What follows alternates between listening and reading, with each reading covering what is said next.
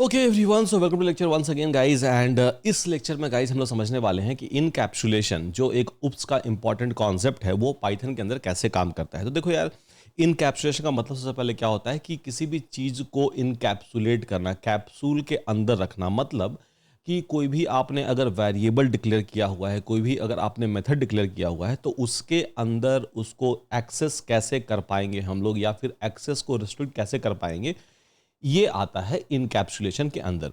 तो चलिए with the help of example समझते हैं इसको कि कैसे ये चीज़ें जो है वो काम करने वाली है। तो देखो यार, क्या होता है पाइथन के अंदर कि लेट्स सपोज आपने एक क्लास बनाया यहाँ पर स्टूडेंट करके, STUDENT स्टूडेंट करके, ठीक है। और उसके अंदर आपने कंस्ट्रक्टर बनाया बेसिकली अंडरस्कोर इनिट करके, ओके। एंड देन यहाँ पर कंस्ट्रक्टर के अंदर आप वेरिएबल लेट्स सपोज की पास कर रहे हो नेम, ठीक है। और उसके बाद आपने लिखा कि self dot name is equals to name, ठीक है। चलो आपने इस तरह से लिख दिया इसको।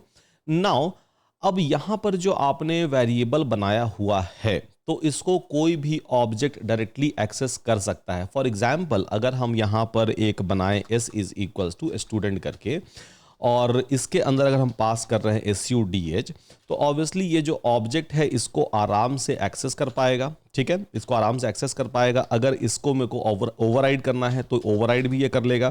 तो यहाँ पर अगर सुधांशु लिखना है शुद्ध के जगह, तो ये भी हम यहाँ पर कर लेंगे। और उसको फिर से हम s डॉट नेम के जरिए एक्सेस कर पा रहे हैं। मतलब इसको हम एक्सेस कर पा रहे हैं और इसको हम ओवरराइड भी कर पा रहे हैं।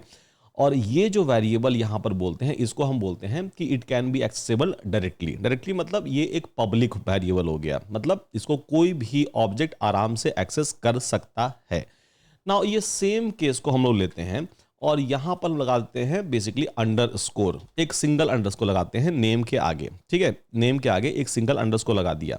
अगर नेम के अंदर सिंगल अंडरस्कोर लगा दिया तो इसका मतलब ये होता है कि हम बताने की कोशिश कर रहे हैं कि ये जो यहाँ पर नेम वेरिएबल है ये पब्लिक नहीं है, ये बेसिकली प्रोटेक्टेड वेरिएबल है।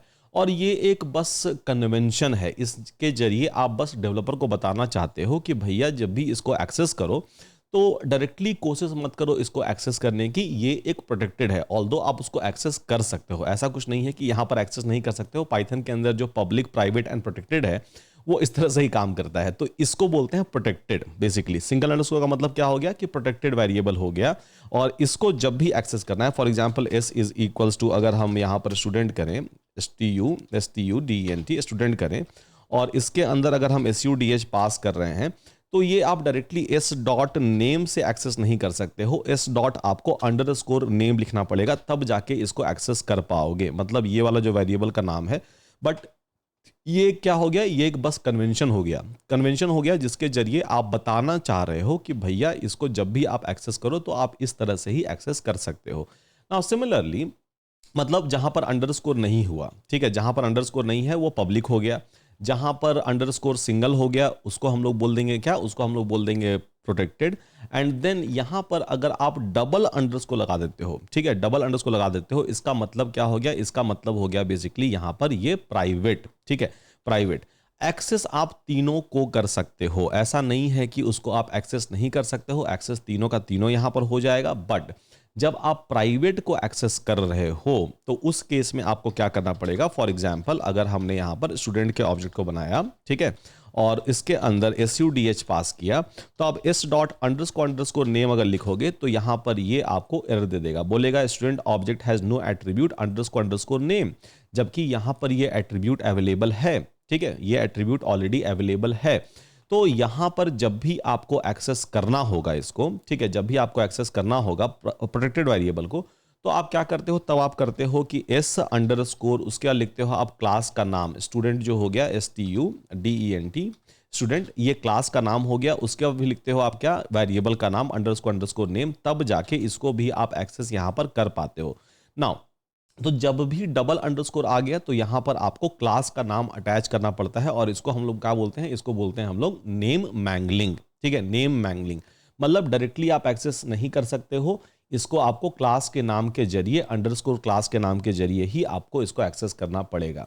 तो ये एक नोटिफिकेशन है, बस ये एक बस नोटिफिकेशन है for a user who is going to declare a variable in a protect private mode basically. तो प्राइवेट वेरिएबल आप बना सकते हो, प्रोटेक्टेड वेरिएबल आप बना सकते हो, या फिर आप यहाँ पर पूरा पब्लिक वेरिएबल बना सकते हो, जैसे हमने एग्जाम्पल नंबर 1 में बनाया हुआ है आप सभी के लिए। बहुत ही सिंपल सा है, राइट, बहुत ही सिंपल सा है। तो ये एक बस नोटिफिकेशन है। और जब भी हम यहाँ पर इस तरह से बनाते हैं प्राइवेट वेरिएबल, ठीक है, प्राइवेट वेरिएबल बनाते हैं, तो हमेशा हम यहाँ पर क्या करते हैं, हम यहाँ पर जनरली बोलते हैं, एक फंक्शन बना लेते हैं और यहाँ पर बोलते हैं कि गेट अंडरस्कोर नेम। और इसके जरिए हम यूजर को अलाउ कर सकते हैं कि भाई आप इसको एक्सेस कर लो। रिटर्न क्या हो गया, रिटर्न हो गया यहाँ पर सेल्फ डॉट अंडरस्कोर उसके बाद फिर नेम।